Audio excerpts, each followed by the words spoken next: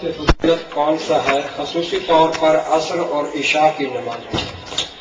میرے محترم، جب زوال عرفی ہو جائے، عرف والے کہیں کہ سورج ڈھل گیا ہے، تو نماز ظہر کا وقت شروع ہو جاتا ہے. اس کے ختم ہونے کے بعد عصر کی نماز پڑھی تو جا سکتی ہے، لیکن درمیان میں کم از کم 1.5-2 گھنٹے کا فاصلہ رکھا جائے. جب ہر چیز کا سایہ 2 برابر ہو جائے اس وقت تک فضیلت ہے، اس وقت جو ہے فضیلت عصر شروع ہوتی ہے. اس کے بعد مغرب اور عشاء جب سورج ڈھل ختم ہو جائے، ڈوب جائے، جو روزے افطاری کا ٹائم ہے، اس وقت روزہ بھی کھولا جا سکتا ہے، مغرب کی نماز بھی پڑھی جا سکتی ہے. نماز مغرب پڑھ لیں، نوافل پڑھ لیں، اس کے بعد عشاء بھی ہو تو سکتی ہے، لیکن افضل یہ ہے کہ جب مغرب والی سرخی زائل ہو جائے اور وہ 5 گھنٹے کے اور گھنٹے کے بعد زائل ہوتی ہے، اس کے بعد عشاء کی نماز پڑھی جائے. سورج جب صبح صادق ہو جائے اس وقت سے لے کر سورج ابھرنے تک نماز پڑھی جا سکتی ہے، لیکن سرخی ظاہر ہونے سے پہلے افضل ہے سرخی ظاہر ہو جائے تو سورج ابھرنے تک ہو تو سکتی ہے، لیکن فضیلت نہیں ہو. چلو، ہم عصر اور عشاء کی اذان کیوں نہیں کہتے؟ کہنی چاہیے. شیعہ جانی میں آپ کو 5 وقت وہاں اذان دی جاتی ہے. اللہ ہم سب کو توفیق دے. ائمہ تحریر کے دور میں بھی 5 اذانیں ہوتی تھی، پیغمبر اکرم کے دور میں بھی. ہمارا بھائیوں سے اختلاف ہے، جمع بین الصلاتین جائز ہے. ہم نے جائز کو واجب سمجھ لیا کہ شیعہ وہ ہوتے جو خواہ مخواہ دونوں ملا کے پڑھے. ہمارے سنی بھائی سمجھتے ہیں کبھی ہم نے ملا کے پڑھی تو شیعہ بن جائیں گے، شیعہ سمجھتے ہیں کہ کبھی علیحدہ پڑھی تو ہم سنی بن جائیں گے. میں نے اپنی کتابوں میں ثابت کیا ہے کہ ملا کے پڑھنا یقیناً جائز ہے. بخاری سے، مسلم سے، ترمذی سے، مشکات سے یہ ثابت ہے. پیغمبر نے بعض اوقات ظہر عصر ملا کے پڑھی، مغرب عشاء ملا کے پڑھی. لوگوں نے عبداللہ ابن عباس سے پوچھا کہ پیغمبر نے ملا کے کیوں پڑھی؟ فرمایا اس لیے پڑھی تاکہ امت کو تکلیف نہ ہو. لہذا ملا کے پڑھنا یقیناً جائز ہے، اور ہر نماز کا وقت فضیلت کے الگ الگ پڑھنا، 5 اذانیں 5 اقامتیں، یہ افضل ہے. مستورات کی طرف سے ایک سوال آیا ہے. ایک مستور نے پوچھا ہے کہ حالت جنابت میں بغیر غسل کے بچے کو دودھ پلانا جائز ہے؟ جائز ہے، لیکن ادب کے خلاف ہے. علامہ مجلسی کے بارے میں علماء نے لکھا ہے کہ ان کی والدہ مائدہ جو تھی وہ خود عالمہ فاضلہ تھی. وہ کبھی کہتی میں نے حالت جنابت میں بچے کو دودھ نہیں پلایا تھا.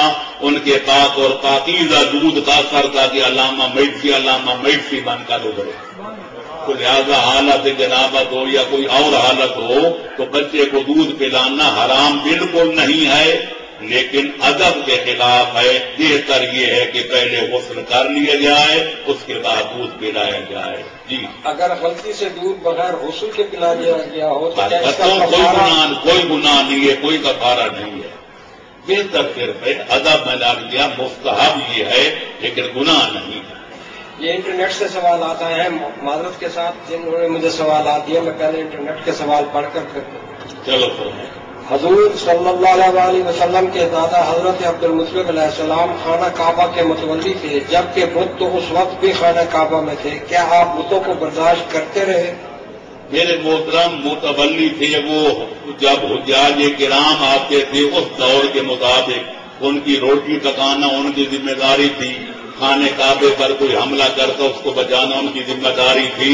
باقی رہ گئے یہ لوگ لا اکراہ فی الدین. پیغمبر اکرم ابھی اعلان نبوت کیا نہیں بلکہ پیدا بھی نہیں ہوئے تھے. تو اس وقت جو تھا ان کی جو نہ شریعت نافذ ہوئی تھی کہ نہ پیغمبر اکرم کا بھی دین جو آیا تھا، لہذا وہ متولی تھے. بھائی ماننا اب لوگ اپنے کردار کرتے تھے، اس کے ذمہ دار خود تھے. جناب اپنی نگرانی میں بتوں کو تھوڑی پوجا پاٹ کراتے تھے.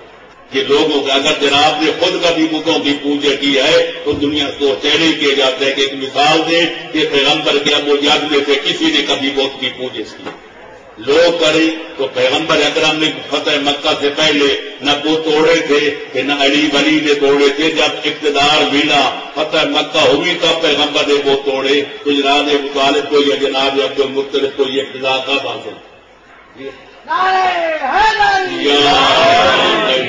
پرائز بانڈ پر جو انعام نکلتا ہے کیا وہ جائز ہے؟ اور اس میں یہ انعامی بانڈ جو نکلتے ہیں یہ شریعت میں جائز ہیں. وہ جو ہے ریفل ٹکٹ 10 روپے کا ٹکٹ لیا کہ کبھی موٹر سائیکل نکل آیا کہ 10 روپے ڈوب گئے جس میں ہار یا جیت ہوتی ہے یا ڈوب گئے یا تر گئے، وہ ہے جوا، وہ حرام ہے۔ لیکن آپ کے جو بانڈ آپ نے خریدے ہیں وہ 100 کے ہیں یا لاکھ کے ہیں یا کب کے ہیں، وہ آپ کے نکلے یا انعام نہ نکلے، آپ کا اصل پیسہ محفوظ ہوتے، جب چاہیں آپ پر جا کر بینک سے پیسہ نکلوا سکتے ہیں، اس میں گھاٹے کا کوئی سوال نہیں، نفع کی امید ہے، لہذا اس کا لینا جائز ہے۔ اس میں خمس ہوگا قبلہ؟ ظاہر ہے کہ وہ سال کی ایک آمدن سمجھی جائے گی، جو خمس کی تاریخ رکھی ہوئی ہے اس تاریخ تک اگر کوئی پیسے بچ جائیں گے تو خمس ہوگا، اور اگر سارے خرچ ہو گئے تو ختم۔ یہ آمدن میں سے ایک آمدن ہے جو جائز ہے۔ قسطوں پر